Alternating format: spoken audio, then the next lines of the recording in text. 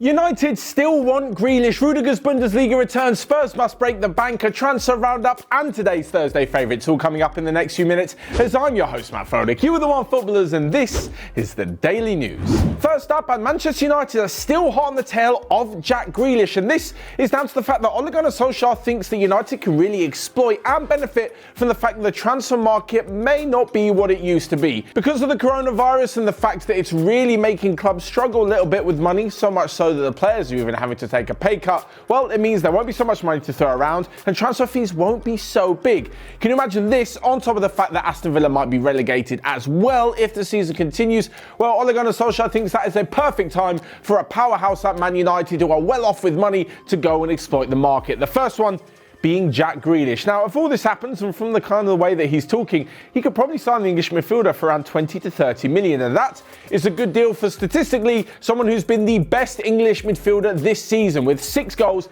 7 assists in the Premier League, he has been on fire.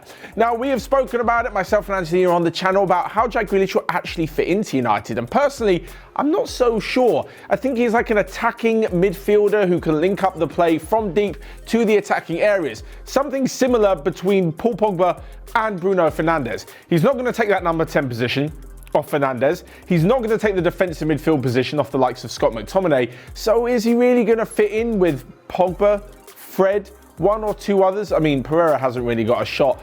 I'm not so sure he fits into the United team as well as maybe another central midfielder could. Of course, United fans, let us know your thoughts in the comment section, but it looks like they've still got eyes on him, and the other one being James Maddison from Leicester. But next up, and to Chelsea, who are slightly worried that they may be losing one of their star defenders. German Antonio Rudiger has been in fine form for the Blues over the past few seasons, but with his contract expiring in 2022, both Bayern Munich and Borussia Dortmund are interested in bringing him back to the Bundesliga. Now, they will have to pay quite a big fee if they're going to sign the German international, but that's obviously this summer.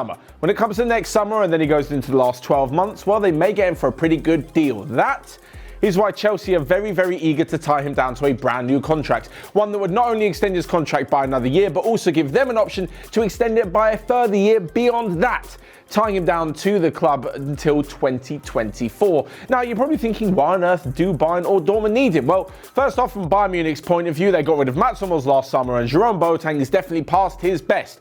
Of course, they've got the likes of David Alaba, fitting in at central defence, and also Benjamin Pavard could do a job there as well.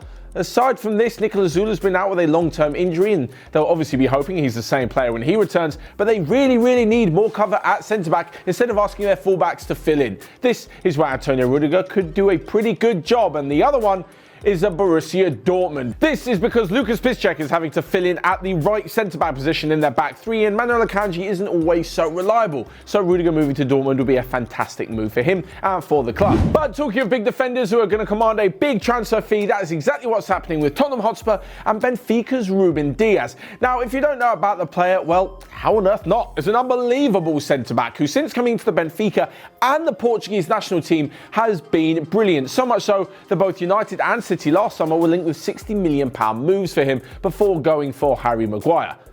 Not quite sure how that one turned out in the long run. Anyway, talking of Ruben Diaz, apparently Spurs are willing to offer around €45 million, but the Portuguese club are having none of it. They've said that Spurs really are going to need to break the bank if they want to sign him. Now, in his latest contract, he does have a €100 million release clause. And although they're still willing to talk, it's probably going to be closer to that than it is to the original $45 million that Spurs are offering. Of course, Jose Mourinho is going to add a little bit of Portuguese flair to this deal, hoping that he can bring his compatriot to the club, but looks like it may be a difficult one.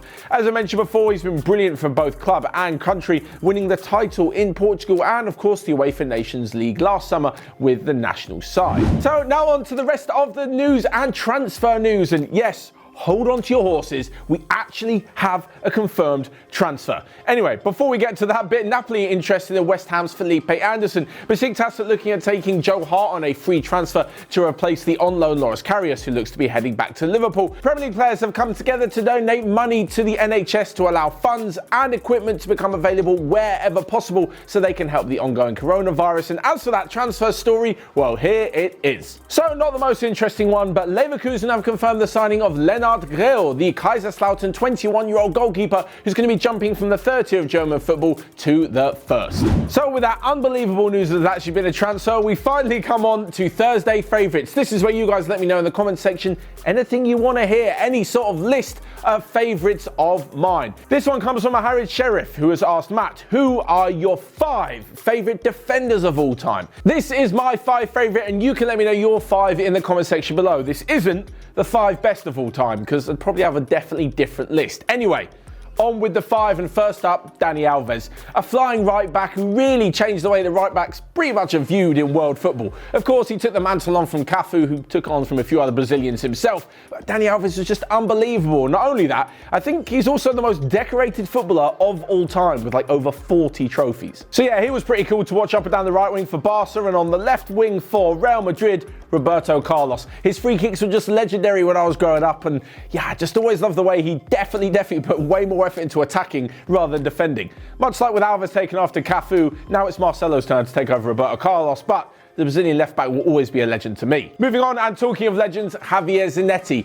Unbelievable. Over 600 league games for Inter Milan in the space of 19 years, and I was actually fortunate enough to watch him play as he captained the side against Tottenham Hotspur. Again, not the most legendary, maybe not the best defender of all time, but you'd have to go a long way to find someone more loyal or more dedicated to the game. Second on my list of 5 favourite defenders, Ledley King. And if you're asking who's that, you may be a bit too young to remember. Basically, he was the Spurs defender in the noughties who was just unbelievable for Tottenham. If he didn't have so many injuries, he definitely would have been one of the best English defenders, although he did have a tough time replacing the likes of Rio Ferdinand and John Terry in the English side.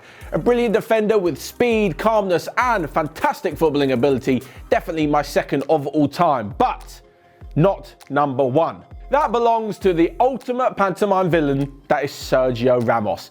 When you think of Sergio Ramos, yeah, you think of red cards, yeah, you think of a brilliant defender, but ultimately, you just think of a winner. Whatever it is, just a winner. Everything that Real Madrid have won in the last 15 years, he's had a massive say in it, even captaining them in the last few years, especially to those 3 Champions League titles back to back to back. Just a natural born winner, and yeah, most of you are probably going to hate him, especially Liverpool fans, for the whole Mo Salah thing, but you can't deny he is a phenomenal defender. So there you have it, my personal favourite 5 defenders of all time. You guys let me know yours in the comment section below, and your thoughts on the rest of today's daily news. Whilst you're at it, you can smash the like button and click here or here to check out all of the other videos we've got going on OneFootball. But until next time, wash your hands, stay indoors, and I will see you guys later.